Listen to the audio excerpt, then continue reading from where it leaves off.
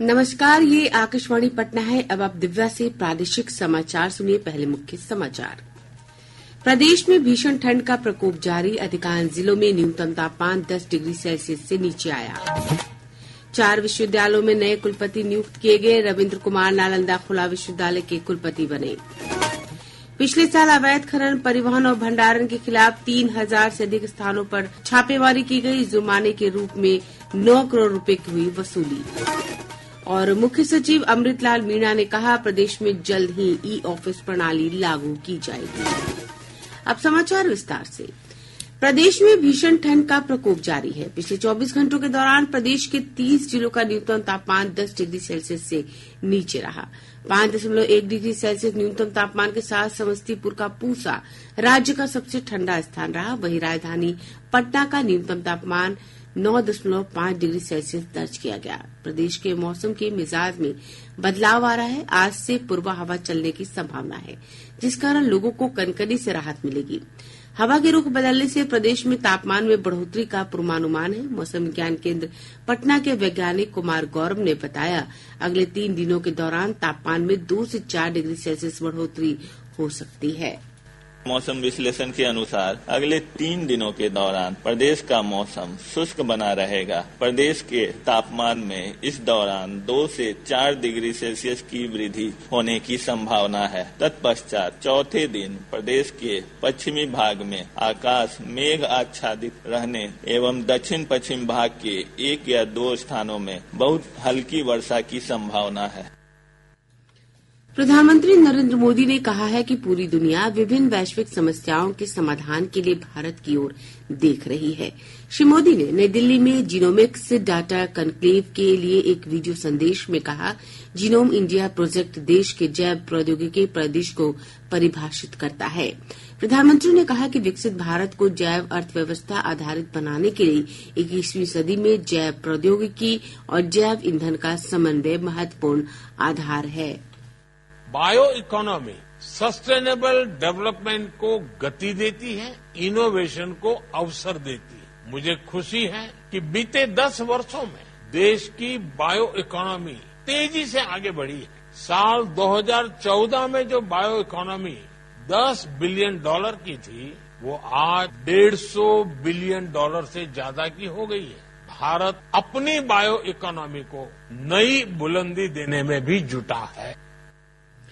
श्री मोदी ने genome India data जारी करने की सराहना की तथा इसे अनुसंधान और स्वास्थ्य देखभाल के लिए ऐतिहासिक कदम बताया।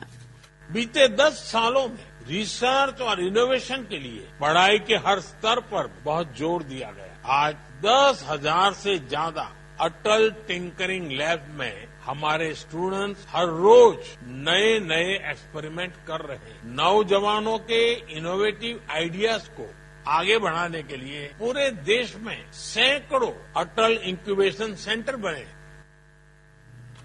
राज्यपाल सह कुलाधिपति आरिफ मोहम्मद खान ने 4 विश्वविद्यालयों में नए कुलपतियों की नियुक्ति की है। राजभवन द्वारा जारी अधिसूचना के अनुसार संजय कुमार को मुंगेर विश्वविद्यालय का कुलपति बनाया गया है। वहीं विवेकानंद सिंह को पूर्णिया विश्वविद्यालय और रविन्द्र कुमार को नालंदा खुला विश्वविद्यालय राजगीर का कुलपति नियुक्त किया गया है। डॉक्टर इंजीत सिंह को बिहार पशु विज्ञान विश्वविद्यालय पटना का नया कुलपति नियुक्त किया गया है। उप मुख्यमंत्री सह खनन और भूतत्व मंत्री विजय कुमार सिन्हा ने कहा है कि पिछले साल अवैध खनन, परिवहन और भंडारण के खिलाफ की जा रही कार्रवाई के तहत 3,611 स्थानों पर छापेमारी की गई। इस दौरान लगभग 9 करोड़ रुपए की वसूली जुर्माने के रूप में हुई। उन्होंने कहा कि इस मामले में सबसे अधिक गिरफ्तारी नवादा जिले में 38 व्यक्तियों की हुई है। इसके साथ ही सभी जिलों से अवैध खनन में शामिल 815 वाहनों को भी जब्त किया गया है।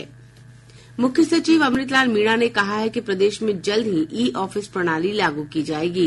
उन्होंने अधिकारियों के साथ बैठक में कहा कि ई ऑफिस लागू होने से सरकारी प्रक्रियाओं में पारदर्शिता के साथ कार्य की गति बढ़ेगी। श्री मीणा ने कहा कि इस प्रणाली को प्रभावी ढंग से लागू करने के लिए कर्मियों को तकनीकी प्रशिक्षण दिया जाएगा।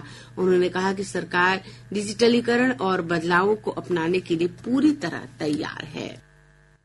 नीतीश मंत्रिमंडल का खरमास के बाद विस्तार होने की संभावना है।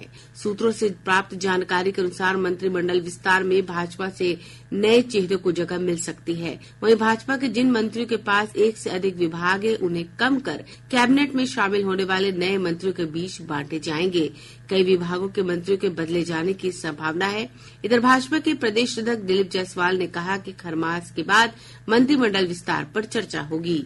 देखिए, ऐसा है ना कि मंत्रिमंडल का विस्तार तो होना ही है, इसमें तो कहीं कोई ये नहीं है कि मंत्रिमंडल का विस्तार होना है और खरमास के बाद निश्चित रूप से इस पर चर्चा चलेगी। ये तो विस्तार होना ही है और खरमास के बाद इस पर चर्चा भी चलेगी। बिहार विधान परिषद की एक रिक्त सीट के लिए होने वाले उपचुनाव के लिए एनडीए की ओर से जदयू के ललन प्रसाद ने अपना नामांकन पत्र भरा।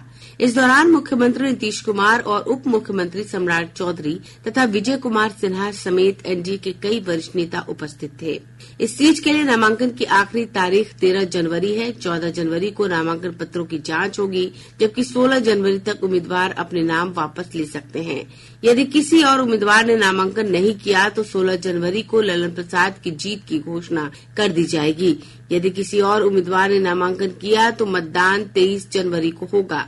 गौरतलब है कि राजद के सुनील कुमार सिंह की सदस्यता समाप्त किए जाने के बाद इस सीट के लिए उपचुनाव हो रहा है।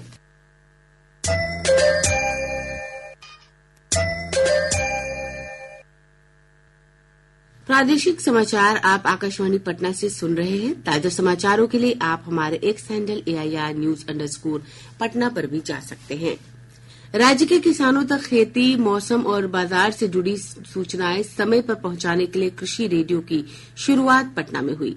कृषि मंत्री मंगल पांडेय ने इसका उद्घाटन करते हुए कहा कि यह किसानों के लिए वरदान साबित होगा। श्री पांडेय ने कहा कि इसके माध्यम से किसानों से फीडबैक लिया जा सकता है, साथ ही कृषि कार्यों से जुड़े उनके सवालों का जवाब भी दिया जा सकता है।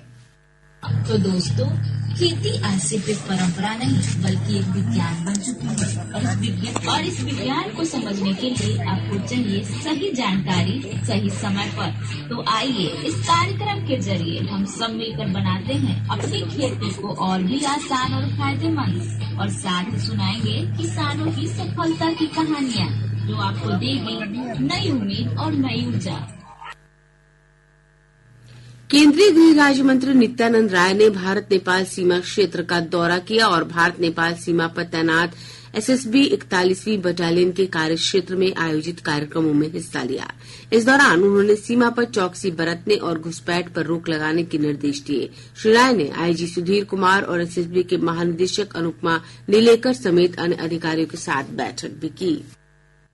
एनडीए 15 से 22 जनवरी तक पूर्वी चंपारण, पश्चिम चंपारण, सीतामढ़ी और गोपालगंज समेत 10 जिलों में सम्मेलन करेगा। यह सम्मेलन एनडीए के घटक दलों के बीच समन्वय बनाने और कार्यकर्ताओं को एक साथ चलने के लिए प्रेरित करेगा। एनडीए के दल आपस में समन्वय के लिए संयुक्त प्रेस वार्ता से लेकर अन्य कार्यक्रम भी आयोजित कर रहे हैं। देश में एचएमपीवी वायरस संक्रमण के बढ़ते मामलों को देखते हुए विशेष सतर्कता बरती जा रही है। प्रदेश में भी वायरस संक्रमण को रोकने के लिए विशेष कदम उठाए जा रहे हैं। स्वास्थ्य विभाग ने सभी जिलों में तैनात महामारी रोग विशेषज्ञों का एक सोशल मीडिया ग्रुप बनाया है, जिस पर इस बीमारी से जुड़े अपडेट साझा किए जा सकते हैं। स्वास्थ्य विभाग ने श्वसन तंत्र से जुड़ी बीमारी पर विशेष निगरानी रखने का निर्देश दिया है। इधर एम्स नई दिल्ली के इंटरनल मेडिसिन विभाग के डॉक्टर नीरज निश्चल ने कहा कि एचएमपीवी की तुलना कोविड-19 से नहीं की जा सकती है। उन्होंने कहा कि यह वायरस पुराना है।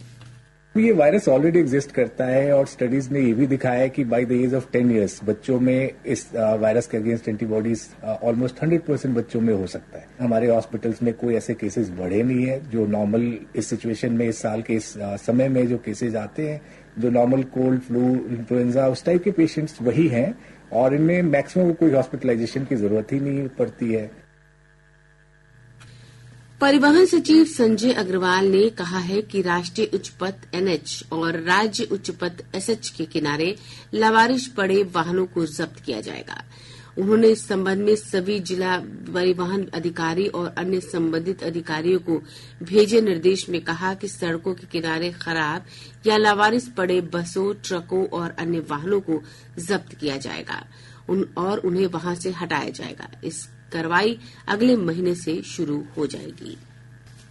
राजधानी पटना में आयोजित होने वाले गणतंत्र दिवस समारोह को लेकर गांधी मैदान में आम लोगों के प्रवेश पर रोक लगा दी गई है। इसके साथ ही मैदान में गणतंत्र दिवस परेड का रिहर्सल शुरू हो गया है। गांधी मैदान को 4 जोनों में बांटकर निगरानी की जा रही है। यहां अस्थायी थाना, नियंत्रण कक्ष और 18 वॉच टावर लगाए जा रहे हैं ताकि समारोह में आने वाली भीड़ को व्यवस्थित बनाए रखा जा सके। पटना के जिलाधिकारी डॉक्टर चंद्रशेखर सिंह ने बताया कि गणतंत्र दिवस के दिन 128 सीसीटीवी कैमरों से मैदान की निगरानी की जाएगी। उन्होंने कहा, समारोह के दौरान सभी गेट पर दंडाधिकारी और पुलिस अधिकारी तैनात रहेंगे। इंटरमीडिएट की प्रायोगिक परीक्षा आज से शुरू हो रही है, जो 20 जनवरी तक चलेगी। इस परीक्षा में 13 लाख से अधिक परीक्षार्थी शामिल हो रहे हैं। परीक्षा को लेकर बिहार विद्यालय परीक्षा समिति ने एक कंट्रोल रूम बनाया है। सीबीएसई ने केंद्रीय माध्यमिक शिक्षक पात्रता परीक्षा का परिणाम घोषित कर दिया है। अभ्यर्थी सीटीईटी की आधिकारिक वेबसाइट पर जाकर अपना परिणाम देख सकते हैं। गौरतलब है कि यह परीक्षा 14 और 15 दिसंबर को आयोजित की गई थी। पूर्व मध्य रेलवे पाटलिपुत्र और बलिया के बीच आज से 31 मार्च तक विशेष ट्रेन का परिचालन कर रहा है। मुख्य जनसंपर्क अधिकारी सरस्वती चंद्र ने बताया कि Pataliputra Ballia passenger special train Pataliputra से प्रतिदिन सुबह 8:15 बजे खुलेगी और दोपहर बाद 12:45 बजे बलिया पहुंचेगी। वहीं वापसी में यह ट्रेन 1 बजे बलिया से खुलेगी और शाम 5:55 पर पाटलिपुत्रा पहुंचेगी। और अब पटना से प्रकाशित प्रमुख समाचार पत्रों की सुर्खियां। आज के सभी समाचार पत्रों ने अलग अलग खबरों को अपनी सुर्खी बनाई है।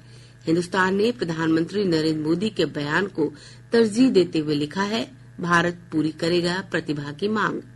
दैनिक जागरण ने सर्वोच्च न्यायालय के हवाले से लिखा है, आरक्षण से किसी को बाहर करना सरकार और विधायिका का काम।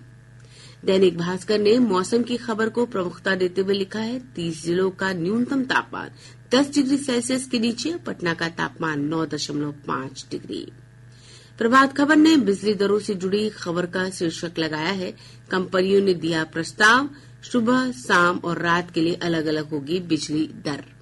राष्ट्रीय सहारा की सुर्खी है, बीपीएससी-पीटी मामला पहुंचा पटना हाईकोर्ट। आज अखबार लिखता है, बाजारों में खूब चल रहे हैं 500 के नकली नोट। और अब अंत में मुख्य समाचार एक बार फिर। प्रदेश में भीषण ठंड का प्रकोप जारी, अधिकांश जिलों में न्यूनतम तापमान 10 डिग्री सेल्सियस से नीचे आया। 4 विश्वविद्यालयों में नए कुलपति नियुक्त किए गए, रविन्द्र कुमार नालंदा खुला विश्वविद्यालय के कुलपति बने। पिछले साल अवैध खनन, परिवहन और भंडारण के खिलाफ 3000 से अधिक स्थानों पर छापेमारी की गई, जुर्माने के रूप में 9 करोड़ रुपए की हुई वसूली।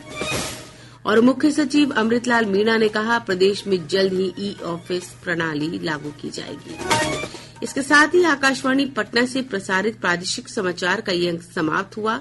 आकाशवाणी पटना से अगला समाचार बुलेटिन दोपहर बाद 3:10 पर प्रसारित किया जाएगा। नमस्कार।